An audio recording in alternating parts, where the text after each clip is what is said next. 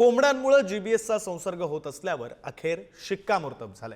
पुणे जिल्ह्यातील कोंबड्यांमध्ये कॅम्पायलो आणि बॅक्टर आणि नोरोव्हायरसचा संसर्ग झाल्याचं आढळून आलंय। हे दोन्ही संसर्ग हे जीबीएस उद्रेकाला कारणीभूत असल्याचा NIVचा निष्कर्ष आहे। पुणे जिल्ह्यातील कुक्कुटपालन केंद्रातील विष्ठांचे नमुने हे तपासणीसाठी पाठवले होते आणि या तपासणीमध्ये ही धक्कादायक बाब उघड झाली। पुण्यातील नांदेडगाव परिसरात जीबीएसच्या उद्रेकानंतर पशुसंवर्धन विभागाकडून कुक्कुटपालन केंद्रांची तपासणी सुद्धा झाली। जीबीएस आजार पाण्यामुळे होतोय की चिकनमुळे पाहूया ग्राफिक्समध्ये। जीबीएस आजार हा दूषित पाण्यामुळे पसरत असल्याचं प्राथमिक निदान आरोग्यमंत्री प्रकाश आंबेडकर यांनी दूषित पाण्याचं कारण दिलं होतं। यानंतर उपमुख्यमंत्री अजित पवारांकडून चिकनमुळे जीबीएस पसरत असल्याचा दावा करण्यात आला। दाव्यानंतर पशुसंवर्धन विभागाकडून बाधित क्षेत्रातील कुक्कुट व्यवसायाचं परीक्षण करण्यात आलं।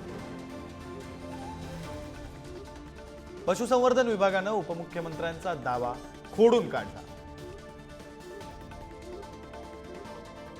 आता राष्ट्रीय विषाणू विज्ञान संस्थेचा नवा निष्कर्ष समोर आलाय।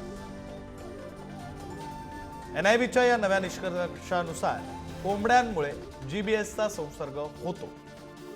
पुणे जिल्ह्यातील कोंबड्यांमध्ये कॅम्पायलोबॅक्टर आणि नोरोव्हायरसचा संसर्ग आहे आणि हे दोन्ही संसर्ग जीबीएस उद्रेकाला कारणीभूत असल्याचा निष्कर्ष हा काढण्यात आला।